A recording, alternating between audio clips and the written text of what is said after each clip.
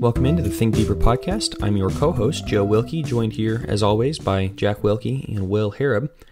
And today, before we get into the podcast, we just wanted to remind everybody that we did end up recording the Think Fast episode with more of the nitty-gritty for pornography of just some hands-on tools.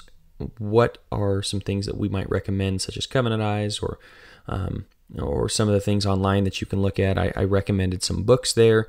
We had recorded, of course, the hour-long podcast on pornography, but had several people request of us doing a Think Fast or just giving a little bit more info on what can we do about it, and so we did that. And so please make sure to check that out. That's on our YouTube page. That's also, I believe we had posted it to our Facebook page, the Think Deeper podcast page. Make sure to like that if you have not, and like and subscribe on YouTube. So, with that, I think we're just going to jump right into today's episode. Jack, take it away.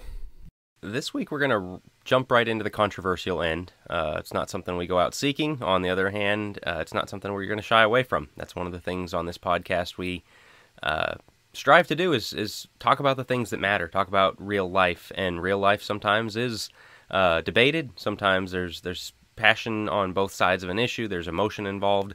But it's important to talk about these things because, well, important results come of them. And so this week we're going to talk about education, the state of public education, especially since COVID started. It's been put under the microscope in a whole new way, and we think it's really important to look at this from the Christian perspective.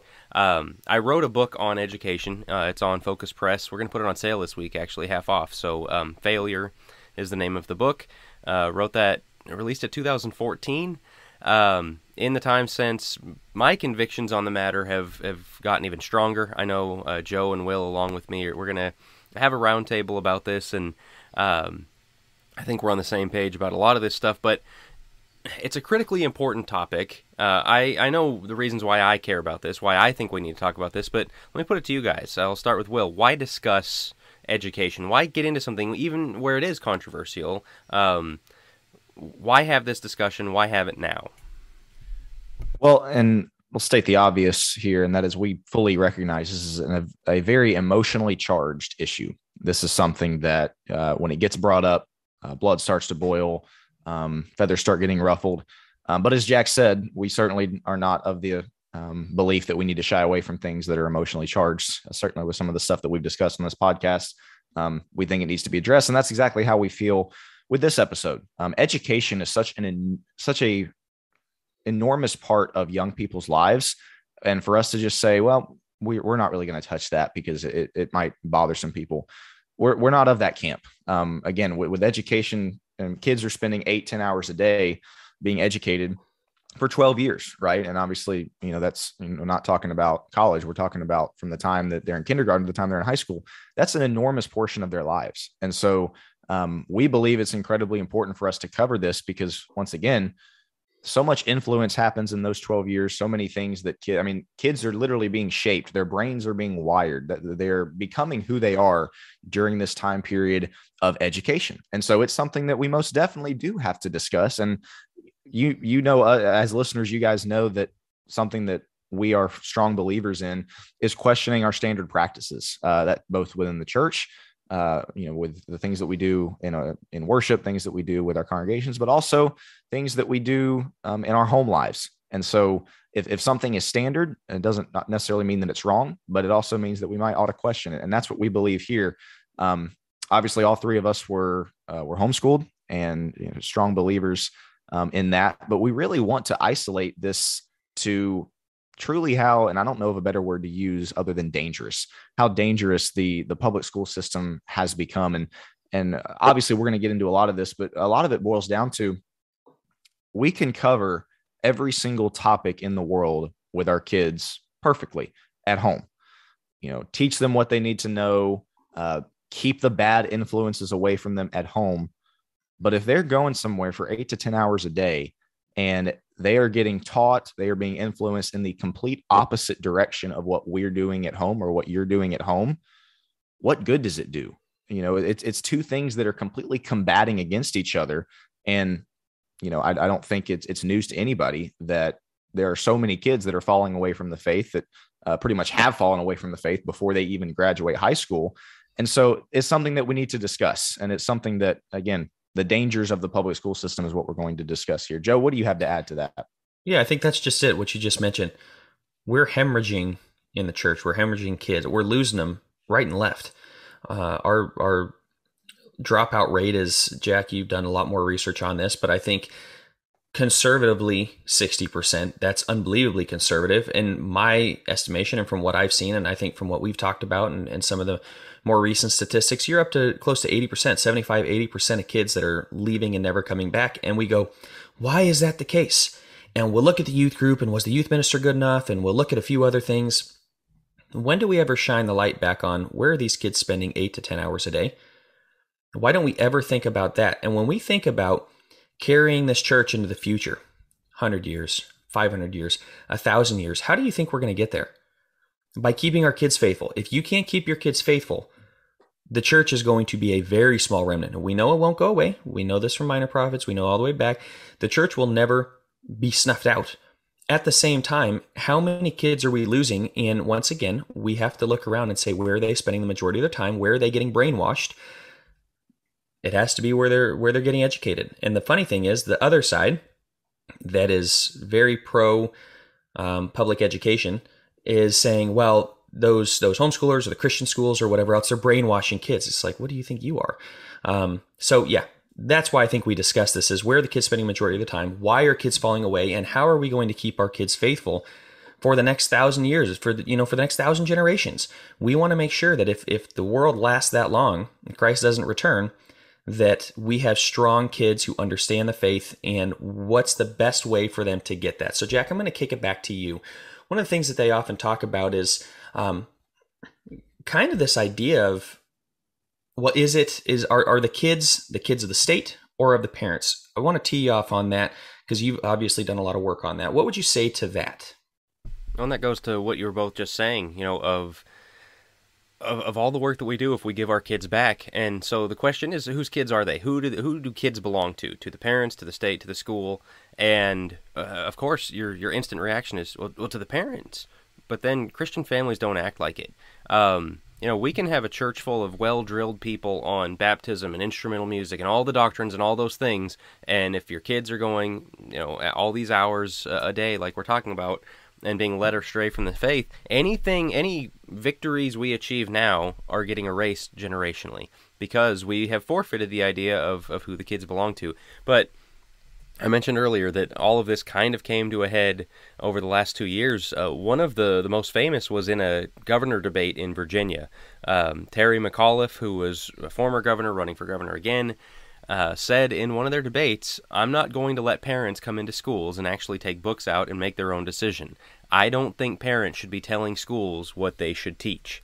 And that became kind of the dividing line over the debate of, do parents have rights over their kids and their schools and the curriculum, or do the school are the schools separate and independent from the parents? Which is astonishing that we're even asking that question. And right. Again, right. I mean, it really just drove the campaign and won the governorship for his opponent. I'm drawing a blank on his name, Glenn Youngkin, there in Virginia, for just saying, you're their parents, you should get to decide this. And it really, I don't want to go down this tangent, but there's almost kind of that trust the experts tone of all this. Well, you're not a teacher, so you shouldn't have any say in this. They should have some say. A parent doesn't have to be able to teach calculus to be able to say, hey, stop teaching my kids that sexualization stuff. The same thing with the thing in Florida, what they call the Don't Say Gay bill. And we're going to get into some of the LGBT and other things that are being taught. But it comes down to, can parents rise up and say, I don't want my kid being taught that? And their answer has been, no, you don't have that right. And so I want to get to something that I think is going to surprise a lot of people at the history of this. Yeah. This is not as new as you think, but Will, go ahead. So, and that's what I was going to say, is 10 years ago, the big push towards homeschooling and the big push towards kind of staying away from the public school system was because of the evolutionary teaching, the humanistic teaching, the kind of godless teaching about origins, about where we came from. And I know, that's been something my dad, Brad Harrop, has spoke on for 15, 20 years now. the textbooks, the evolutionary indoctrination. And again, 10, 15 years ago, that was probably one of the biggest concerns, was that, hey, your kid is going to school learning that we came from apes, and that, this Earth, this universe was created from a Big Bang Theory. That danger has really shifted. I'm gonna be honest, as somebody who passionately believes in homeschooling and staying out of the public school system.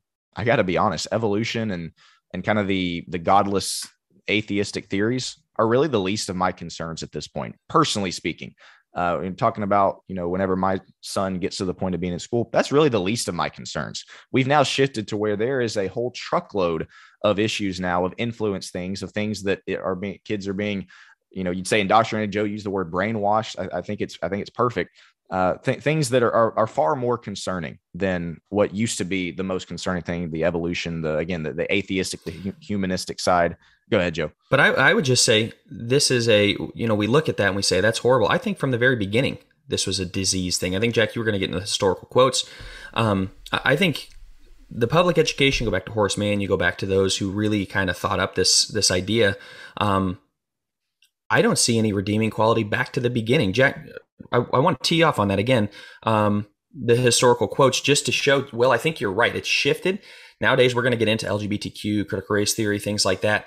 We'll get into that in a second, of some of the major things we're dealing with. But yes, it's the evolution was the issue. That comes in 60s, 70s, 80s. By the time 90s are rolling around, that's a big deal. Jack, kick us off, though. Give us some historical quotes of maybe where this came from. I think that might surprise a lot of people going back to the beginning of this. Yeah, I've got a whole chapter on it in Failure. Again, I'd recommend checking that out because it's just got a lot more detail than we're going to give here. Benjamin Rush, somebody who signed the Declaration of Independence, so we're talking, this is not a recent thing, wrote about education. And he talked about how we need schools so we can teach people to make them more easily governed, make them better citizens. And in a sense, there's you can understand there's a positive motivation to that, but then there comes some kind of sinister quotes out of it. He said, "Let our pupil be taught that he does not belong to himself, but that he is public property." That's kind of weird, isn't it? It gets even worse when Horace Mann, who Joe just mentioned, and he's really kind of the father of modern education in the sense of compulsory schools. He went over to Europe and saw what they were doing there and said, we need to bring that to America. And so a lot of what you have with the modern classroom, with the certified teachers and all of the things that we know, it was kind of brought in by this Horace Mann guy. And he said, we who are engaged in the sacred cause of education have to view parents as having given hostages to our cause. This was in the 1840s that this man said, we're going to look at parents giving us their children as they're sending us hostages for what we're trying to accomplish here. And so, roll around to 2020, 2021, a governor candidate in Virginia says, no, I don't think parents have rights over their kids. And everyone goes, oh my goodness, I can't believe he said that. And it's like, the whole thing was founded on this idea. This is an idea that's hundreds of years old, of the question of your kids don't belong to you. And your kid doesn't belong to themselves, they belong to all of us. And it takes a village, and we all get input into what we're going to raise your kid with. And so what I want to ask the listener at this point is, do you believe that? Do you agree with that? Or do you think your kid is yours? And, I mean, we can ask, what does God say about it? Well, jumping right into it, look at Deuteronomy 6, the Shema. 4-6 of raise a child, sorry, wrong one, that's Proverbs 22. No, the Shema of when you rise up and when you walk by the way and when you lay down, right? Teach them diligently. Teach them diligently. Correct. Yeah. Teach them at every hour of the day who the Lord is. That's the entire principle there. And this is generations. Matter of fact, I think going back to Deuteronomy 6 verse 2, maybe into verse 3, he mentions the grandparents. And so you have the grandparents, you have the kids, you have the grandparents, the parents, the kids, and then generations following. So I think there's at least 4 generations present in that of you are responsible for teaching them diligently. I don't see schools present in Deuteronomy 6. I don't see teachers present. I see parents present in terms of passing the faith down, and it's at every hour of every day, not sitting over the dinner table trying to unwind eight hours of horrible education. But Proverbs 22:6, I already mentioned, train up a child in the way he should go. When he is old, he will not depart from it. People can say, well, it's not a promise. It's not a command. We can get into the semantics of what exactly it is. All I know is God's clearly making the point Solomon, or God through Solomon in the Proverbs, clearly making the point, we're responsible for teaching our children. And when they go up and they go astray, do I get to look at and this goes to youth ministry, do I look at the youth minister? Do I look at the public school teacher? Do I look at the principal of their public school and say, it's your fault? Who do you think God's going to look at in the judgment when your kid has fallen away? He's going to come to you and go, I put you in charge of them. I gave them to you as your kids. So when you relegated most of their childhood to the public schools and they fell away, you don't get to blame them. You blame yourself for that. So we're responsible. Will, a couple others. Give maybe more of the New Testament side of it. Yeah. So Ephesians chapter 6, I think I mentioned we're studying the book of Ephesians with our high schoolers and college age on Tuesday nights. And we actually just hit this section where he gives the verse 1 is the verse that I think was the first verse my parents made me memorize. Children, obey your parents in the Lord, for this is right. But then he goes on and he gives a piece of instruction to the fathers, specifically the fathers. He says, fathers, do not provoke your children to wrath, but bring them up in the training and the admonition of the Lord. That's a very specific piece of instruction, obviously, again, written by Paul, but inspired by God, to say, look, the training of your children, the discipling of your children in the Lord, the nurture and admonition, the discipline of the Lord, that falls on the parents. And even more specifically, as far as spiritually goes, that falls on the father. As Joe said, you don't see any room for a youth minister in that verse. You don't see any room for a public school teacher in that verse. He's talking to parents. You could bring in Luke chapter 6, verse 40, words of Jesus, where he says, a disciple is not above his teacher, but everyone who is perfectly trained will be like his teacher. You go to dozens of places in scripture and you clearly see the task, the responsibility of raising faithful children falls on exclusively parents, mother and a father. That's the way God set it up. That's the way God designed it. And again, we've talked about so much about this with back a few episodes ago, talking about gender and masculinity and femininity. We become so indoctrinated in our culture and just so desensitized to just truly how far away we've gotten from certain biblical patterns, again, specifically with the roles of husbands and the roles of wives and the roles of males and females. I think this certainly falls into this category as well. We've come so far, and public school has been a part of United States life for so long. We've just gotten desensitized to the fact that you really boil it down, it's a pretty far departure from the way God originally designed a parent to a child relationship as far as teaching goes. We've come a long way from that, but nobody recognizes it because it's so ingrained in our culture. And you can get away with it to a degree for a time when everyone's kind of got a shared moral religious base, right? If the teacher roughly believes what you believe, but what happened is, we went from schools teaching the Bible and discipline and 10 commandments on the wall and all these things that got struck down over the course of 10 years. Also in failure, I go over the history of the Supreme Court just kicking God out of the school systematically over and over with decision after decision. And through all of this, so what Christian parents, and this is where we really sold the farm, was in the 60s and 70s, after all these commandments got these decisions got handed down. Christian parents went, okay, we'll settle for religiously neutral schools. They don't allow prayer in schools. They don't allow the 10 Commandments. They don't allow Bible. They don't allow all of these things. That's okay. Or but at least they're not teaching. Well, yeah. Not only that, but just they'll let us say a prayer before the football game, or they'll let us talk about Jesus in the Christmas season, or whatever else. But we accepted that whole. We'll just go, we'll teach them religion on Sundays, and the school will teach them everything else, and so we'll settle for religiously neutral education.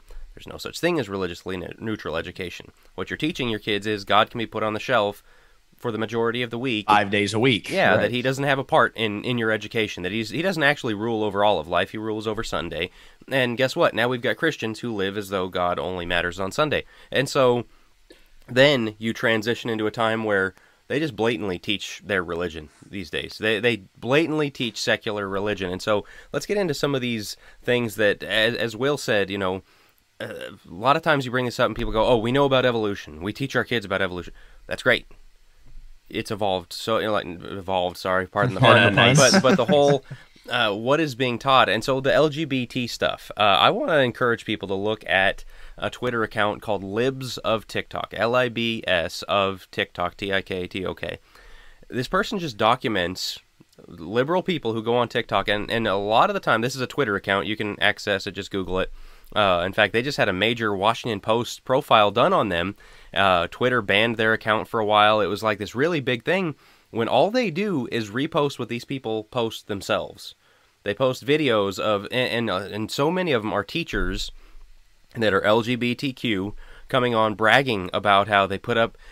In fact, one was, I took down the American flag in my classroom and put up a pride rainbow flag, and the kids pledge allegiance to it every single day. Or I taught my kids how to keep this secret from their parents, and I've got 5 kids in my class who have decided to swap gender, and we're keeping it secret from their parents. I mean, every day they're finding teachers, and this isn't just in California, it's not just in New York, it's all over the country where these teachers are bragging about bringing their LGBTQ lifestyle into the classroom, all the way down to kindergarten and all the way up, teaching kids these things. And so you see that, and then you see stats like 1 in 5 in Gen Z are claiming to be LGBTQ. Where do you think that comes from?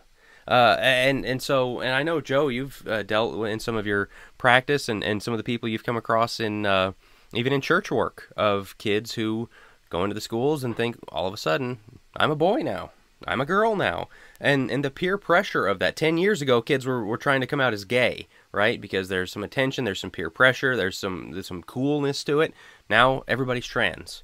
Everybody's a boy. Everybody's a girl. I mean, this is something that is so widespread, and I don't think parents realize. I mean, even here in conservative, red state, Bible Belt, Texas, we've got a 4th grade teacher in one of the Forney schools making kids declare their pronouns.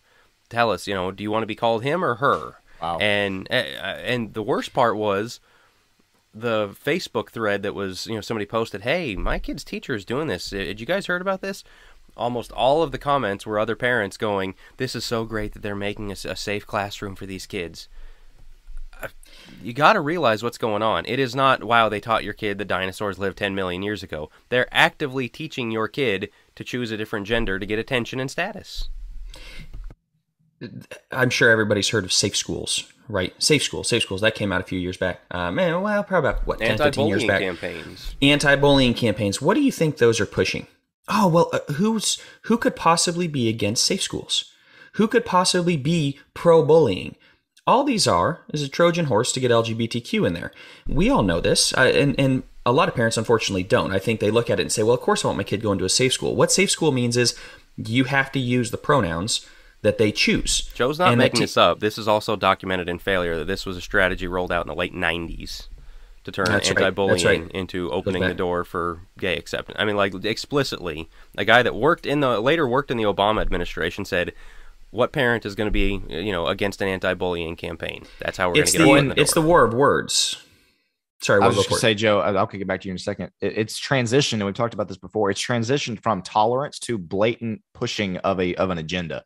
Again, tolerance was the big buzzword a while back with homosexuality and even transgenderism. There's no tolerance going on in public school systems today. It's blatant. Here's our agenda. You have to accept it. Again, even with the sex education stuff starting in 1st grade, that's not tolerance. That is, here's our agenda. Here's the type of individual that the state and what we want you to turn out to be. Here's what we're going to teach. Again, it's transitioned so much. And I'm sure a lot of parents probably maybe a little bit behind as far as, once again, thinking that evolution is the biggest deal, or that, well, they're just trying to stay neutral. No, there's no neutrality. There's no tolerance going on. It is, here's our agenda. Your kid is going to be forced to accept it. Well, and it's the sheer amount of, and we'll get into this later, but the sheer amount of how much you have to roll back. So yeah, now you have to take 5-year-olds, 4 and 5-year-olds are learning about gender fluidity. They can't even do 2 + 2, and they're having to learn that there are multiple genders. Things like this from a very young age. It's grooming kids is really what it is. But from a very young age, they're learning all of this stuff, and they don't have the basic building blocks of life figured out yet. And yet we're supposed to deal with gender, and we're supposed to unwind all their teaching on again, evolution, on all the things, the religion and how they view religion and the world religions. And some schools make them do Islam just to kind of understand. They'll do Ramadan and things like that just to kind of understand other religions. And so you go, well, we're pretty good on evolution, or even we're really good on gender. Are you good on all of it? because there's even more, which we'll get into. But let me also say, we're going to tee off on this later a little more. Please stop saying not my school. Please. Well, Jack just said in the South. He's in Texas. Texas, of all places, should be the place where you think, oh, kids are safe. In Forney, Texas. Nope, they're not there either. You can be even in Tennessee here. Well, you have to realize these, and that's why I recommended the Libs of TikTok account, is you see that these people who are LGBTQ people are evangelists. They are missionaries. They view it as their goal to go in and spread this ideology and recruit kids, win kids over. That's why it was so effective with the thing in Florida where they were pushing back against the bill and calling it "Don't Say Gay" and all that, that when people started calling them groomers. Why do you want to groom kids? Why do you need to talk to a kindergartner about homosexual sex? That is what a groomer does. These people, I mean, like that's what's happening here.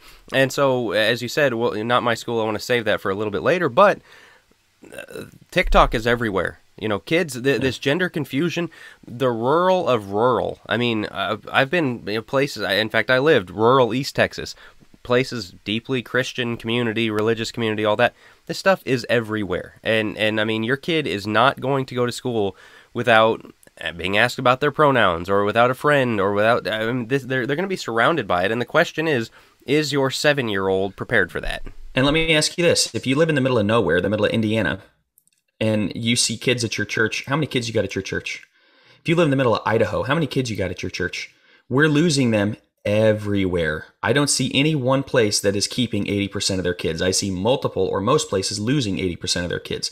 Why do you think that is? Because we're still clinging to, oh, in this rural community, you know, everything is good. And again, we'll get more on this later and some objections and such. But I just want to throw that out there because I know the way people, oh, that's horrible that that's happening. But I know the teachers at my school, I know that they're not LGBTQ friendly. They're Christians. They hold to the scriptures. The problems with this are twofold. First off, public education is government schools. Okay, this is coming from the top. This is coming down from the people that govern the entire country are putting these things in our schools. And no matter how good the parent or the teacher is individually, it does not go against it. Second off, what do you do about the kids? And third, I guess, is Jack's point. You can't get your kids, or you should, but a lot of kids are on TikTok. If you're in rural Iowa, your kid can still be on TikTok and getting all of the education that the kids in your kid doesn't even have to own a smartphone. Right.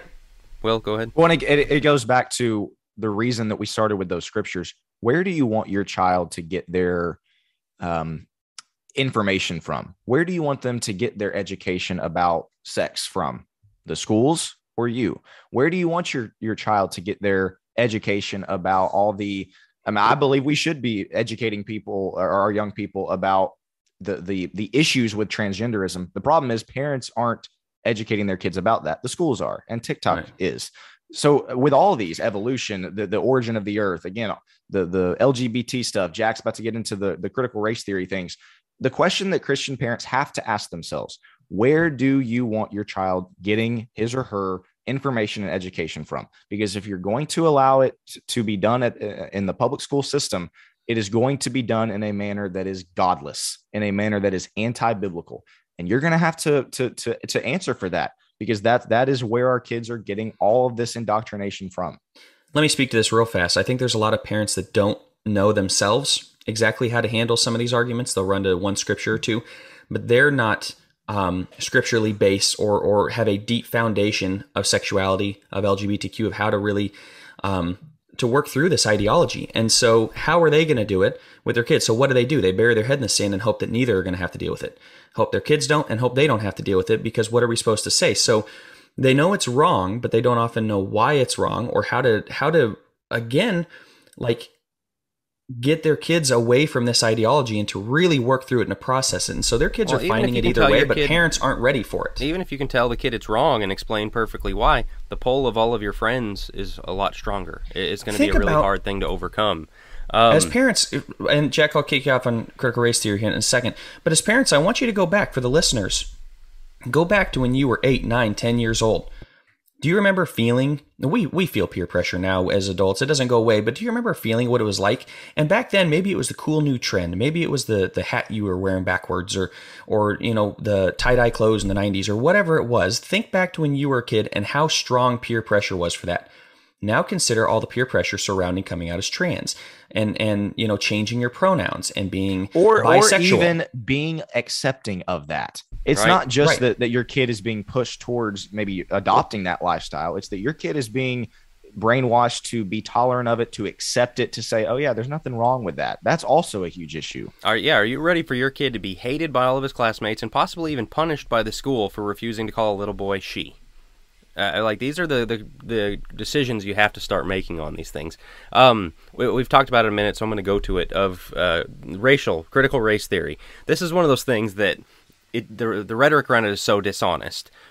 Nobody is saying that history should not be taught. We all grew up learning who Martin Luther King Jr. was, who Harriet Tubman was, who George Washington Carver. I mean, like, all of those things are part of it. And so nobody is saying stop teaching about those people. No. That's a very dishonest thing they're saying when we say, well, don't teach about critical race theory. Oh, don't teach about black people. Don't teach about... No, not at all. Don't teach little kids that they are evil white colonizers who have something to apologize for. That's ridiculous. Here, I pulled up some things. Christopher Rufo is somebody who's done this both for schools and corporations all over the country. Of people send him things and he exposes these lesson plans, these curriculum, things that are being taught. Here's one. In 3rd grade, students are told that white European colonizers imposed their Western and Christian ideological framework on racial minorities and forced two-spirit people to conform to the gender binary. The teacher encourages them to break the binary. Let's see. I mean, there's just one after another of this. If you look on his profile, let's see. Last year, a 5th grade teacher at the William D. Kelly School designed a social studies curriculum to celebrate the political radical Angela Davis, praising the black communist for her fight against inequality and telling students to define communist in favorable terms. At the end of the unit, the teacher led the 10 and 11-year-olds into the school auditorium to simulate a Black Power rally to free Angela Davis from prison, where she had once been held on charges of murder. The students chanted, "Black Power" and "Free Angela." This is not normal. This is not teaching kids about Martin Luther King Jr. This is not... here's another one. A lesson plan that instructs kindergarten through 2nd grade teachers to encourage students to discuss what happened to George Floyd and the goals of the Black Lives Matter movement. You know what? What happened to him was terrible. 5-year-olds don't need to know who George Floyd is. Right. That does not need to be on their radar at all. And what the Black Lives Matter movement mean. I mean, come on. A public school in San Antonio segregated 5th grade students by hair color, subjected them to harassment and abuse, and showed them graphic photos of murdered black children in their anti-racism curriculum. And kids need this, That's what they need to learn. I mean, like, I could just read these all day long. And, I mean, just, again, stuff that does the whole, if you're white, well, your ancestors were evil colonizers who killed people, and you're guilty, and you stole land, and I mean, just like... And as they get older, they're given books like White Fragility from Robin DiAngelo, and they're given Abram Kendi books, who are very big into the Black Lives Matter critical race theory agenda that is taught. And again, you may be listening saying, well, what's wrong with Black Lives Matter? We're talking more of the movement, the ideology that comes along with it. And clearly, from a psychological perspective, how messed up is it to put this on 5, 6, 7, 8-year-olds, even to put it on teenagers who they can't vote, they can't do anything else, which they're grooming them because they know they will be able to vote. But when you're pushing this stuff, kids are not prepared to handle the woes of the entire world. That's an adult issue that needs to be handled by adults, not 6-year-olds.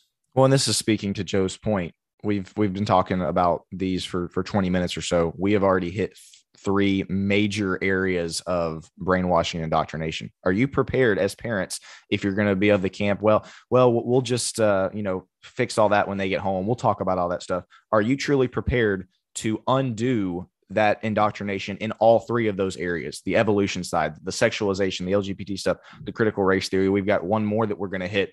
Are you truly prepared to, again, if that's the side you're going to fall on, which is, well, we're just going to undo all that with our teaching when they get home for, the 4 hours at night that we have them. Are you truly prepared to do that? Because I think if Christian parents were honest, the answer to that is no. As much as we can try, Jack's point to start, which is, the victories, the small victories that we have to start when we're teaching them what we should be teaching them biblically, it's all undone. It's all erased from every single one of these areas with the sexualization, the critical race theory. Joe's about to get into the physical safety side of the public school system. it's past time that we start questioning what has always been standard and say, is this truly something that our kids need to be involved in? Do they truly need to be learning these things? The underlying thing behind these, and why we really wanted to key on the LGBT and CRT, they're the two really big ones, but there's an underlying point to this, and it goes back to the point we started with. Who do these kids belong to? Because Right. with the LGBT stuff, one of the things that is a common feature in these teachings is you don't have to tell your parents about it. You can come out. Right. In fact, I saw one where a teacher had like a closet at school where kids could go in and put on clothes of the other gender when they get to school, and then when they leave, they take them off and leave it in that closet and go home. And they don't have to tell their parents, and it's keeping things secret from your parents because your parents just don't understand. Your parents are bigoted. Your parents are old and outdated. The same thing with this race thing. Oh, your parents, either they are part of the oppressor class, or they haven't repented of their whiteness, and essentially turning kids against parents to the best of their ability. And so then that adds another layer of difficulty when you try and disindoctrinate your kid. When you try and take these things out of their brain, they're skeptical of you because their school has taught them, hey, your parents don't get it. Your parents are bad. Your parents are on the wrong side of this. All the way down to just banning things like the Berenstain Bears, canceling some of those books like they did. It's stuff that's severing generations from one another, and that's not an accident. These are things that build on each other towards the same ideology of your kids don't belong to you. One of the reasons you got pulled out, why mom and dad ended up homeschooling us, is because you were coming home calling them drug addicts because they drank coffee with caffeine. Hey, that was our sister that said that, not me. But Okay, there you go. Yeah. So we'll throw Rachel under the bus. But this goes back of it's pinning kids against their parents, and we see this in even Disney shows, right? The Lizzie McGuires and such. The parents are idiots. They just don't understand. And this has been happening for decades at this point of really pinning their parents against it. But you know who that sounds like with keeping things secret? It sounds a whole lot like pedophiles.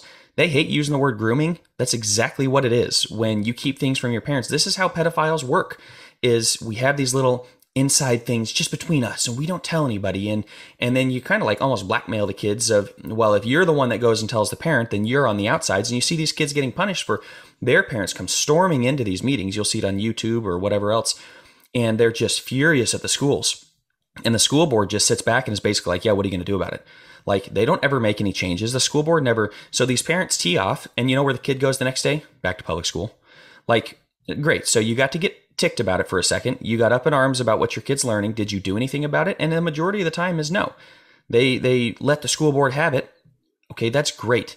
You actually have to do something about it. But I want to transition to the physical safety. Will, you talked about it. Well, you just brought it up where pedophile activity, that's not an exaggeration. It's literally true. I mean, when we get to the safety thing, the sexual assault thing, I mean, if you ask most people, would you leave your little boy around a Catholic priest unsupervised? Because of the reputation that came out of that, the scandal 10, 15 years ago that really started a break of how much molestation, how much sexual assault there was among Catholic priests with the altar boys, right? Okay, that was a real thing. Statistically, it is dwarfed. I mean, 10, 12, 15 times over by public school teacher sexual assaults. I saw a stat that said there's been like 150 this year alone of people arrested, public school teachers for sexual assaults. Underage relationships with kids, things like that. And the funny thing is, not the funny thing, the sad thing is you'll see every now and then a youth minister or a minister, somebody arrested for it, and it's a really bad, sick thing. And people go, oh, churches, you just can't trust them. It is a horrific thing when somebody abuses the trust of ministry to do that. Right. That's one here and there. We're talking about in states all over the country, dozens of times. I mean, sexual assault in public schools is rampant. We're talking thousands and thousands and thousands over the last 10 years. And kids against kids as well. Yeah. The sexual assault taking place between there, the groping, the touching. I've got stories from therapy of very much that stuff happening. Well, now you add in the kids can go in the wrong locker room because who's going to stop them? Right, the wrong bathrooms, the wrong locker rooms. We're creating a bunch of sex addicts, which I guess for my work, since I specialize it, will keep me, should keep me going for a long time. And that's terrible, is we're creating a ton of sex addicts, in my opinion. Voyeurism and everything else that's on the rise. From the pure violence perspective, think about all the school shootings. When Columbine happened, Jack and I lived, 25 minutes, 30 minutes away from Columbine. It was a big deal. I was very young. I still vaguely remember it, but I know everybody else remembers Columbine happening, and it was huge.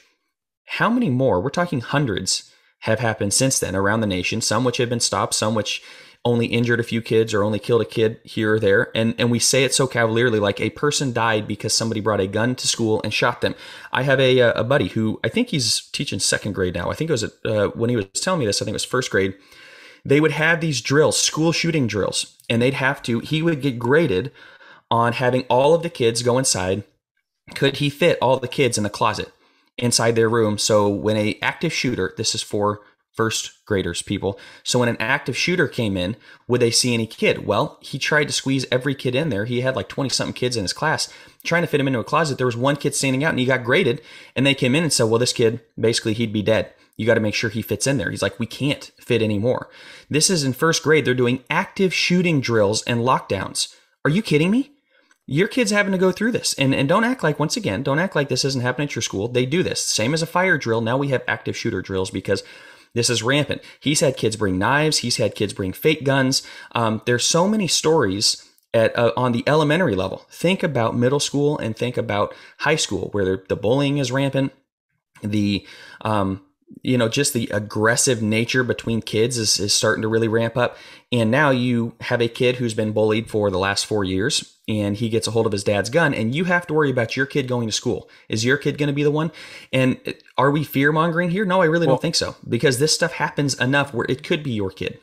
Well, my dad does something when he teaches about this with the public school system, about how there was a survey done. I believe it was back in the 60s, maybe 70s. Public school teachers were asked, hey, in your day-to-day teaching, what is your biggest concern, right? Well, what's your biggest issue that you have to deal with? And man, the answers back in the 60s and 70s are laughable. It was things like chewing gum. It was, kids talking too much. It was, making too much noise in the hallway, that type of thing. You ask teachers today, hey, what are your biggest concerns? What are your biggest issues? You really think chewing gum is going to be at the top of the list? You really think kids, talking too much is going to be at the top of the list? No, we've got things like, again, bomb drills, shooting drills, violence, sexual assault, kids bringing weapons in. It just speaks to how far we've come when it comes to the dangers of the public school system. And we talked about how the evolutionary humanistic teaching is really one of the smaller concerns, but you talk about violence, you talk about all these things that kids are doing to each other. You have to figure it is a result, it is a product of teaching young people that they came from nothing, that they basically don't matter, right? That they evolved. If you teach kids that, we really shouldn't be surprised when you have all this violence, you have all these issues that we have now in schools with among kids. You teach them that they are created in the image of God, that they have a purpose, that they have a soul. You're going to get something different. And again, speaks to what we've talked about the entire time with this episode. What do you want your kids growing up thinking? What do you want your kids growing up believing about themselves? That they were created in the image of God, or that they're just another cog in the wheel, that there's basically no purpose to their life. They're here to just eat, drink, and be merry, have as much fun as they possibly can. That's the battle that is going on here. Joe, you spoke very well about the physical safety side of things that really doesn't get talked about a lot. Jack, do you have anything to add to that before we move on? It's just kind of the cumulative effect, right, of everything that we've just talked about. You might dismiss one and be like, our school's pretty safe. Our school does this. Our teacher did. But when you start putting it all together and you come back to that question of whose kid is this? Who is responsible for them? Who did God give them to? Who do they belong to? And then you realize all the things you're going to have to do. And man, I've seen it. You've seen it. Almost everyone's seen it if you've paid attention to it, of good-hearted kids that have a good relationship with their parents, and the longer they're in school, and especially when they go to college, which we're not even getting into here, that, they come back and they hate their parents, they need to lecture their parents at Thanksgiving, and the people who have loved them, aunts, uncles, grandparents, all of a sudden are evil people that they need to set straight, and they're the racist uncle at Thanksgiving and all that, and you just go, this is horrible. This is, and you think about Malachi at the very end of the Old Testament, when it's talking about John's going to come and kind of foreshadowing that Jesus is going to come, and it talks about he's going to return the hearts of the fathers to the sons and the sons to the fathers. That's restoration of a nation. And man, you just see this split happening generationally. And as we just talked about a minute ago, that is part of the intention of it. Keep secrets from your parents. Your parents are evil. You read about what the communists and the Nazis did of getting kids to inform on their parents. And you see this stuff happening, and you go, boy, man, but we have normalcy bias, right? We have the ability to sit and go, it's probably not that big a deal. It's not that bad. Well, it could be worse. Well, but just sit back for a minute. Look at all of it together. Look at how much work you're having to do to undo the work that's being done and think, is this normal? Is this okay? Should I put up with this? Is it worth the risk? Yeah. Is it worth the risk? The other thing, people always talk about, well, private school, homeschool, these other options, they're expensive, they're difficult. This is difficult too. If you are actively doing the work that it takes to confront and talk about and vet all of the curriculum that's coming home and all of these things and hope that your kid isn't being kept anything in secret at the school building that you're not giving access to, that's more work than any other option. I mean, yeah, and so This is not normal. So I want to finish by getting to some of the objections. Will, I'll have you lead the way on this. We've heard them. Again, I wrote a book. I've had all these things thrown out. I don't think any of them stand up, but let's just go through them. Go ahead and lead us through these. There's quite a few, and as somebody who's grown up, again, homeschooled my entire life, just conversations that you'll have with people among the church, there are so many of these objections that are thrown out there. And again, maybe 10 years ago, one or two of them was somewhat legitimate, but as time's gone on, they've just gotten so much less legitimate as far as defenses for the public school system. And my biggest thing here, and I'm going to get to the first objection, and then I'll kick it to the other two guys. If you sat down and you made a pros and cons list for the public school system, my just blunt question, what's on your pros list? You have your pros column. What is the benefit to sending your kid to the public school? There's not, again, you ask Christian parents that, what are the answers going to be? You might get things like, well, they're socialized better. And we'll get into that here in just a second. Or, well, they have a better opportunity to play sports. That's about it. Again, I would challenge in any Christian parent to, if you're making a pros and cons list about the public school system, what is on your pros list? Because there's not much there. There's not much, nothing beneficial that you can point to and say that, that's a reason why I want to send my kids to public school over Christian private school or homeschooling. It's just not there. It doesn't exist. Go ahead, Joe. You have something? Yeah, it just absolutely kills me. We've used this illustration before, but it absolutely kills me that we send kids knowing that they're going to get poisoned, but we go, well, they got the antidote. They get the antidote at home every night, and so we're going to send them there. And so we'll let them drink the poison. That's exactly right. We'll let them drink the poison because we know it's going to be just fine. And you go, boy, you hope the antidote's enough. Well, no, I think it is. Are we stupid? Why in the world would you do that? So if we put it on that level, every parent would go, well, there's really no reason why you would do it. If we put it on this level, all these objections come up. So sorry, Will, you could take it away. Yeah, the first one, and this is the one that we've heard that I personally heard quite a bit. Well, we want our kids to be lights in the public school system. Jesus tells us to be lights of the world, and we want our kids to do that. I'm sorry, Matthew 5:16, when Jesus is saying, let your light shine. Do you really think he was talking to 8-year-olds? You really think he was talking to 9-year-olds about, well, hold on. Let's take this. Okay. Let's take the idea that maybe Jesus did want your 7 and 8-year-old to be a light in the school. So for all of this time, we have sent very near 100% of Christian kids into the public schools. Isn't it great that we're enjoying this utopian Christendom as a result of all these little half-sized missionaries going in and converting their classmates and their teachers? Right. And we've got this society that is dominated by Christian values because Christian kids have done such a good job of evangelization in the If that strategy worked, it would have worked because we certainly gave them the numbers. It's over. We don't need more of a sample size. We have, even since the things changed, those Supreme Court decisions I mentioned, even since public schools became religiously neutral, so to speak, that's 60 years, a 60-year sample size. The results are in. Time to abandon the strategy. It failed miserably. Hey, but you know what? Strip clubs need to be evangelized too. Why don't we just I love the point that somebody made that it's really weird how it's only the free schools that need lights. Nobody's paying the Catholic school tuition, the Jewish school tuition. Nobody's sending their kids to those places to be lights. It's only the one where you get in for free. And once again, I don't have. It's 8-year-olds. They are not equipped to handle this, especially when the elder of the room, the teachers, everybody on up in the school system is against your 8-year-old. You think your 8-year-old is prepared for that.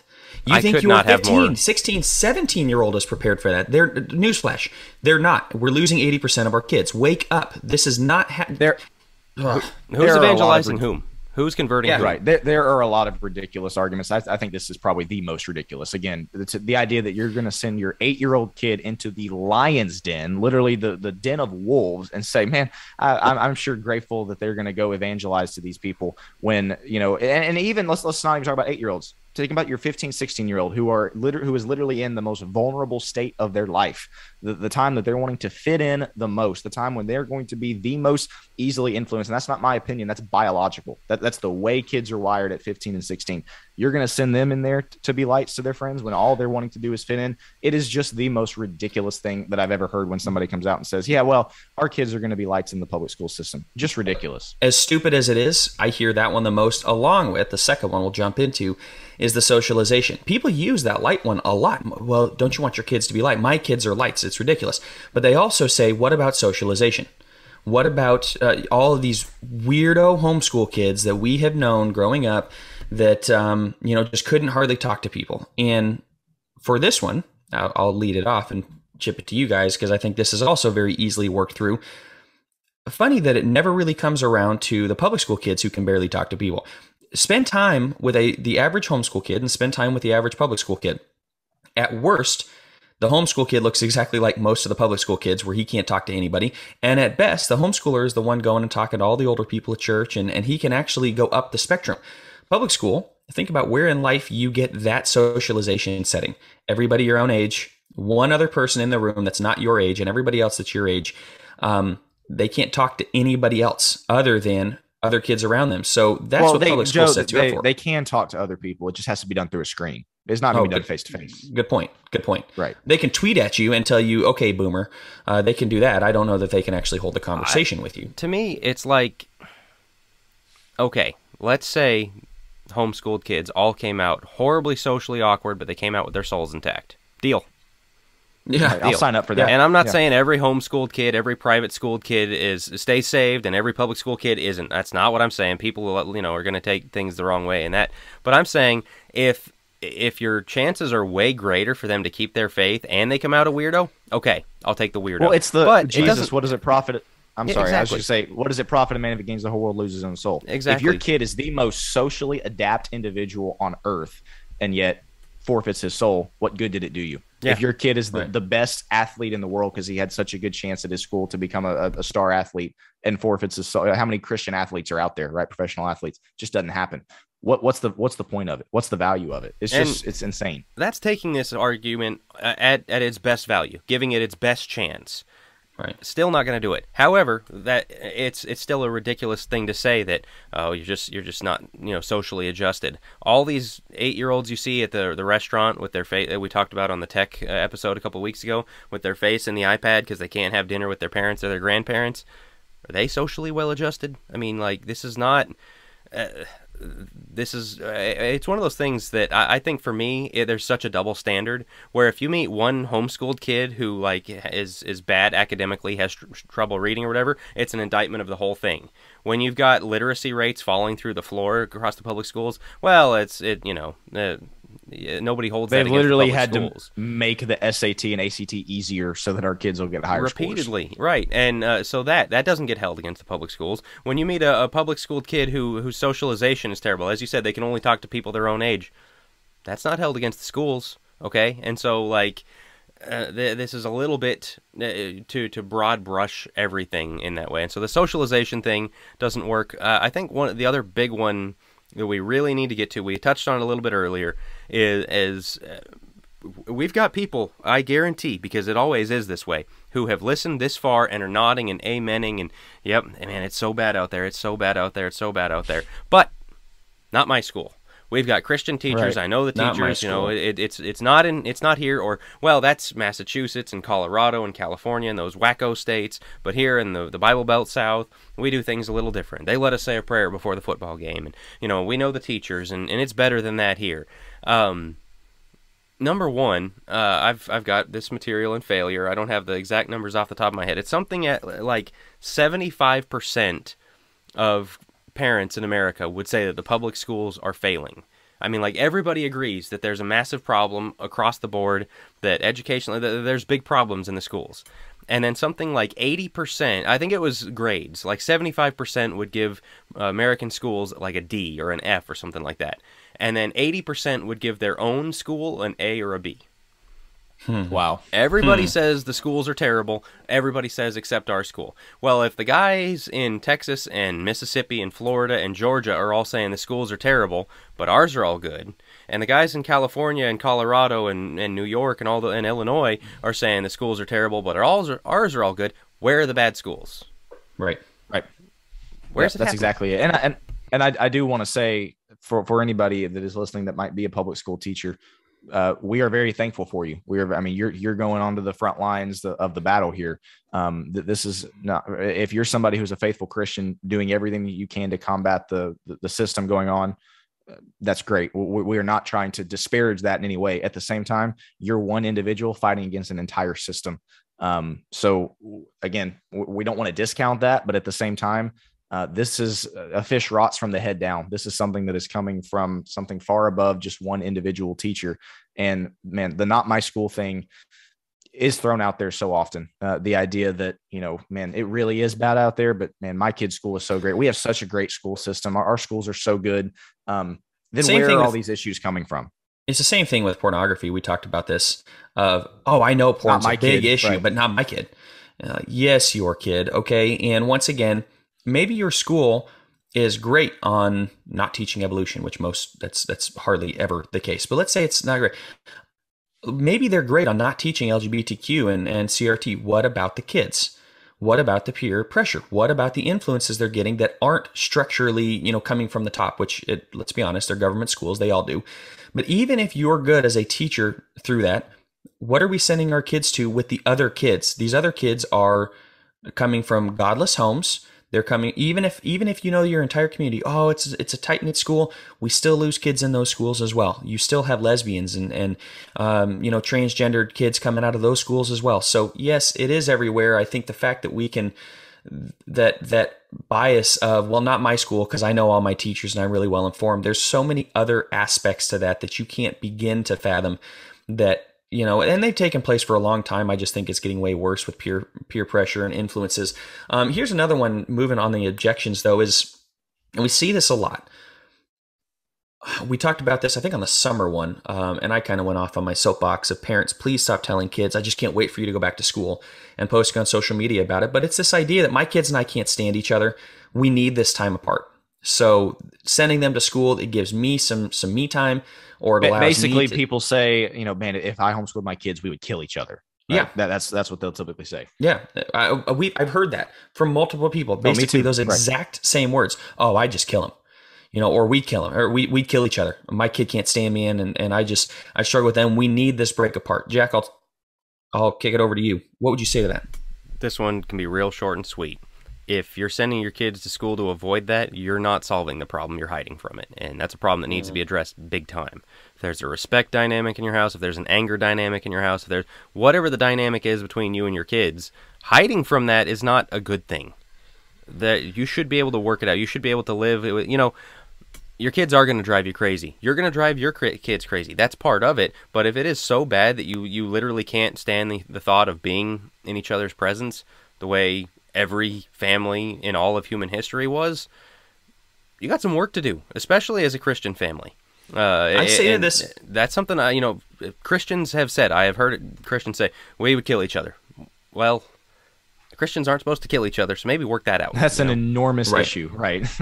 And I say to this earlier, and I want to reiterate this point. I firmly believe that we will stand at the judgment, and we will have to give an account for our kids. We'll have to give an account for how we parented. The same way husbands will have to give an account for their wives. We see this in Genesis 3, where God looks at Adam and goes, she may have taken of the fruit, but what were you doing? Why didn't you stand up? Adam he's judged because he did not keep the hierarchy. We discussed this in our masculinity episode, right? I think it's going to be the same thing for kids. Parents, you have to be thinking about when you get to heaven, if your kid falls away because, well, we just couldn't stand each other and you sent him to a godless school that brainwashed him, who do you think the buck stops with, and who do you think God's going to look at? Yes, he'll look at your kid and say, yeah, you made your own choices, but he's also going to look at the parent and go, I entrusted you with this soul, which is the most important thing on this planet. I gave it to you and you squandered it. And I gave it to you and you said, well, we kill each other. That's not biblical. That's not right. That's not looking at any of Scripture. And you're handing them over to godless people to solve your own problems because you can't solve them yourself. You will be held accountable for that. God is going to ask you, I am convinced of it. He will ask you at the judgment, what were you doing with what I entrusted you? Look at the man with the talents. The man with the one talent who's too scared to do anything with it, and he buries it. Who's the one that's judged the most? That guy. Not the one who risked it, not the one who was doing stuff. And so we say, look, if you're hiding from your issues and you're just burying the problems and hoping that public school is going to make it go away, you are that man, and judgment is coming against that. So you have to start thinking long-term about your kid's soul. You have to start thinking about the judgment and about what's coming next. And again, about the 1,000 generations from now. If you can't solve your problems today and are running from it through the public schools, how do you expect your kid to be faithful and for generations? Yeah. And if you can't be around your kids for 5 hours straight without wanting to go at each other's throats, how do you expect to disciple them? How do you expect to turn them into faithful warriors for Christ and faithful servants for Christ? Again, if that's if we were around each other every day, it'd be over. How do you expect to raise them to be faithful Christians then? Again, and invest in family therapy.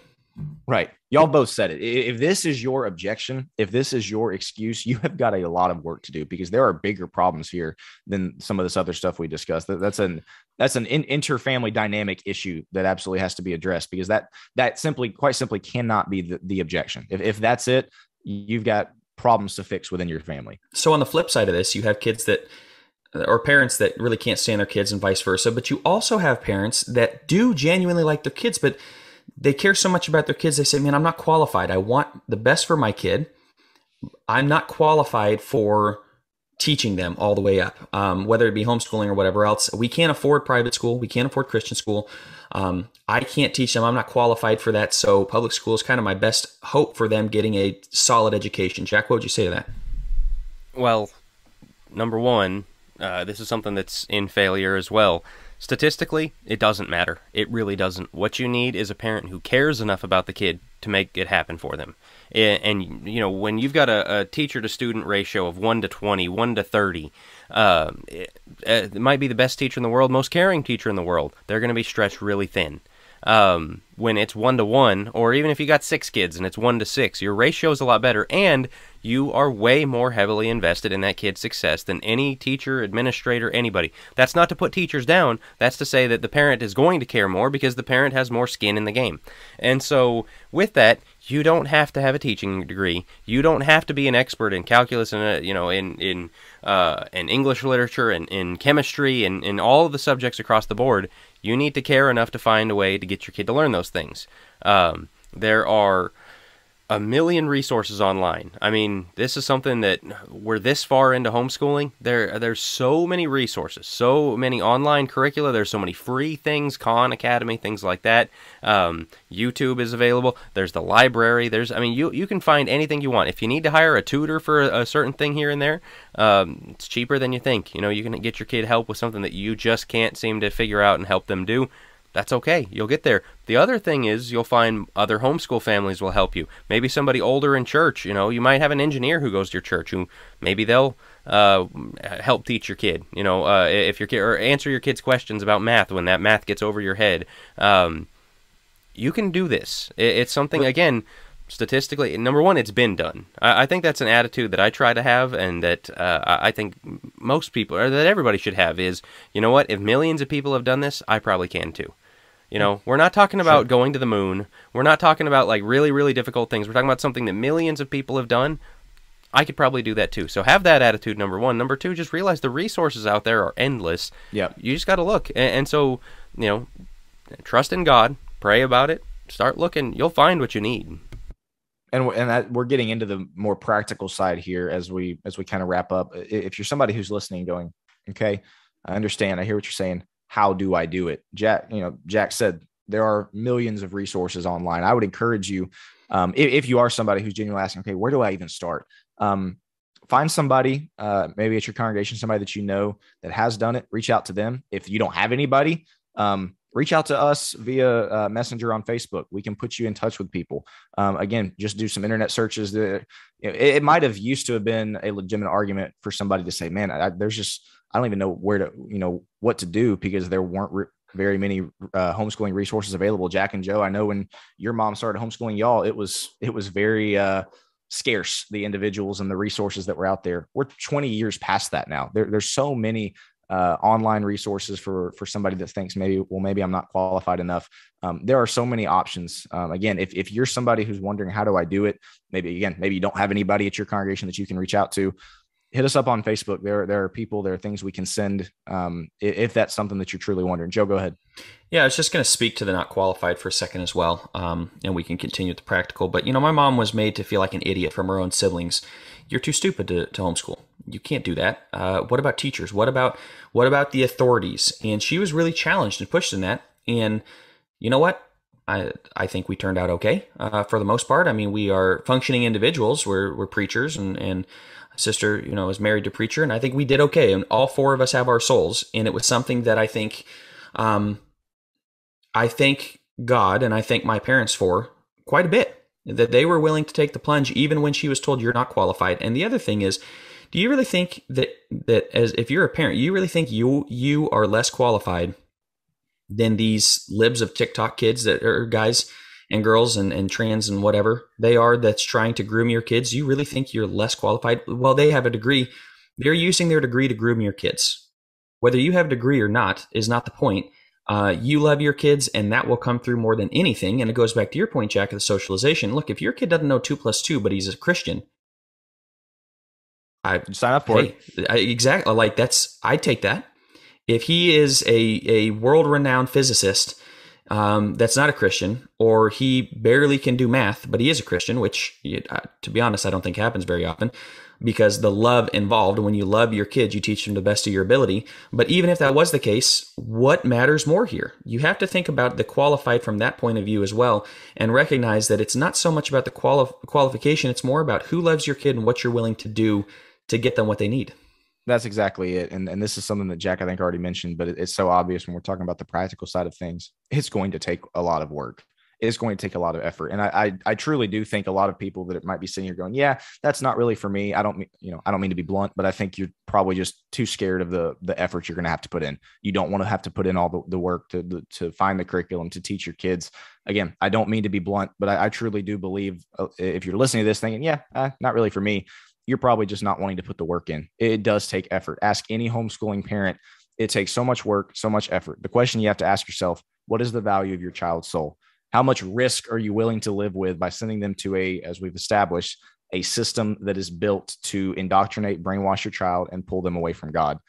Is that risk you're willing to be comfortable with? Would you rather not put in the work and live with that risk, or would you rather do something that, yes, is going to take work? It's going to be difficult at times. It's going to be a struggle at times, but your child's soul is going to have a much better chance of staying faithful. That's the ultimate question that we are challenging Christian parents to ask themselves. And if both parents have to work in order to afford, and they say, man, we just can't get homeschooling done. First off, I've known single parents who were still able to homeschool, and we're not even pushing homeschools much. If private's an option, if you can afford that, that's better than I'm an advocate for homeschooling because I think you love your kids more than anybody else will. And I still think the psychological idea of the bell going off at 3 p.m. and letting them know learning stops right now, and it just all the psychological effects of that. Private schools still have some of the same, bad kids and violence and things like that, but it is a better option. So I'll throw that out there. There's less of an agenda, obviously, in those. One thing I would say to that, though, if you're going to spend the extravagant amount of money on private school, why not go ahead and take the plunge and spend less money and effort on homeschooling and get a tutor where you need. If you're going to spend that money, I would say that. But if you have a 2-parent household, I would strongly consider, once again, think long-term here, think judgment here. I would very much consider trying to move to a cheaper part of the country, if you're not there, where maybe if your husband has the ability to move jobs and you can stay home and homeschool the kids. Exhaust every option, because for those that look at the first thing and they go, not going to work. Look, that needs to be the 10th thing. You've tried everything and it's not going to work. In which case I say, You need to vet everything. You need to be as talking to them every single day about everything they're learning. You need to be building the relationship with your kids to the point that they're going to tell you these things. They're not going to be groomed like everybody else, and you're going to have to put in 10 times the effort if the only option is to keep your kids in public school. I would say, if at all possible, whether that be moving states away or moving to a different country to make it happen, if it's cheaper, do it. What is your kid's soul worth? We cannot continue to send them into this meat grinder and be shocked when they come out without their soul. What are we doing? It's kind of the definition of insanity, which I really don't think it is, but kind of the one you always hear, which is doing the same thing and hoping for a different outcome. Well, we've been doing that for about 5 decades. Well, for longer than that, but really where we're losing kids right and left. And we keep scratching our head going, well, is it the youth minister? Maybe we just didn't, maybe we didn't get to church enough, or maybe there was this. It's like, no, you relegated God to a day or 2 of the week. And you talked about God for 30 minutes around the dinner table, and they got godless teaching for 8 hours during the day. What do you think? This is a math equation, and you know what? I think we can do the math on this and recognize if you got 8 hours of godless teaching, or even 4 hours of godless teaching, it's going to take that much to make it up. Are you giving that to your kid? Chances are probably not. So do what you can, practically speaking, with the free resources, with reaching out. We specifically chose to do this episode and to drop it when we have, because we know everybody's getting out of school. We know everybody's about to have a fun summer, but you know what? We got the Czech Conference, Christian Home Educators of Colorado. They have a ton of resources there if you can get there. There's a huge homeschool conference in Cincinnati. If this is something you're considering, we wanted to do it on the front end so you have all summer to pray about it, think about it, talk with your spouse about it, and figure out how can we get this done, because it's that serious. We cannot stress enough the importance of getting your kids out of government education, if at all possible, because we are losing them by the droves, and you don't want to have to stand in front of God and talk about how you lost your kids because you couldn't, we just needed to have that second car. We needed to have that third car, whatever it is. Come on. I mean, seriously, you have to eat rice and beans and ramen for the rest of your life, but your kid keeps the soul, do it. That's the importance that we're stressing here. I want to just talk briefly, and then we'll conclude. What I don't want people to think is that we're saying that homeschool or private school are a silver bullet that will get your kid to heaven, and public school is banishing your kid to hell. That's not what we're saying at all. We're talking about influence. We're talking about direction. And we've talked about, keeping your kid saved, keeping your kid's soul from being misled, keeping your kid away from the peer pressure of, declaring their pronouns or hating their parents, all these bad things that are being thrown at them. It's a very important thing. Here's the real key that separates all of this. Don't just think about keeping your kid's soul safe. Don't just think about keeping them alive. Think about when your kid is born. You don't look at the kid and go, man, my job is to keep them alive for the next 18 years. No, your job is to help them be healthy, to grow, to thrive, to learn, to do. Think of the same way spiritually. It's not your job to keep your kid alive. And man, if they're still coming to church at 22 years old, oh man, we made it home. We need elders. We need preachers. Right. We need servants. We need deacons. We need Bible class teachers. We need people that are involved in the work of the church. We need people who are running toward the problem of the world as they grow to maturity and as they come into their own as Christians. And so whether it's homeschool, private school, all that, think, what gives me the best opportunity to train my kids to be warriors for the Lord? Because as we've mentioned a few times, you gain the whole world. Your kid, they're a lawyer, a doctor, they're the president of the United States. But if they lost their soul, it's not worth it. On the other hand, if they're a humble, whatever career you want to consider as humble, but they are a spiritual warrior, they are a pillar of the church, somebody who is there and is making a difference, somebody who maybe is evangelizing, somebody who is doing their best to lead a family to the Lord, that your children can take your grandchildren and lead them and teach them and keep their soul connected and plugged into God and thriving in the church. That's what matters. So what we're asking you to think is, what option gives me the best opportunity to do that? Don't look at it and go, it could probably work like this. Well, it's not guaranteed that they're going to fall away. No. Think, I've got to make this kid into a spiritual warrior. It's my responsibility and nobody else. Nobody's going to do it for me. There are people actively trying to do the opposite. How do I get that to happen? What is the best option to get that to come to pass? I don't think the answer's hard at that point. Great grandkids are going to be leading the charge spiritually in the world, even when the world has completely fallen apart. I know my family is going to be the ones getting it done. Exactly. And what decision do you make right now this summer going into next year that's going to make that most possible? And so I know we've got people listening who are listening and they're going, my kids are lights. My kid, no, not, we'd kill each other. All those things, those excuses. No, it wouldn't work. No, it's fine. Our school's different. Some people we're just not going to convince. But what the last 2 years have shown us is there are millions of families on the fence that when they got sent home with the COVID lockdowns, and they looked at what their kids were learning, and they heard the teaching coming through the Zoom screen, all of a sudden went, I don't like this very much. And a lot of people started thinking, is there a better way? Can I get them out of here? That's the people we're talking to, the people that are on the fence. If you're on the fence, make this decision based on that question. What is the best way to turn my kids into spiritual warriors for the Lord for generations to come? Perfect way to conclude there. It's, again, very emotionally charged, but it's something that, again, we feel very strongly about. We feel very strongly that it's a biblical principle that we need to question. And you should too.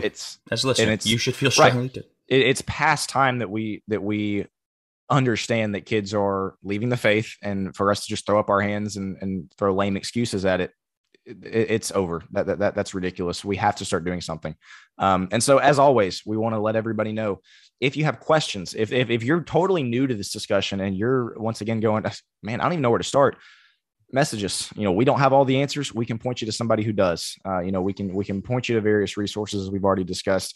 You're not in this fight alone. This is not something that you're going to have to just figure out and again, figure out the best way to do it.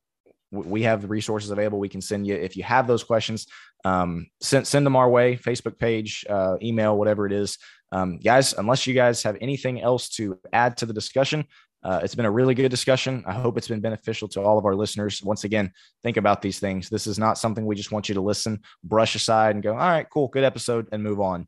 Think about it. Seriously consider making some changes if you truly believe it's as big of an issue, which it is, as we've already discussed. But guys, thanks for the discussion. I think we are going to wrap up with this latest episode right here of Think Deeper.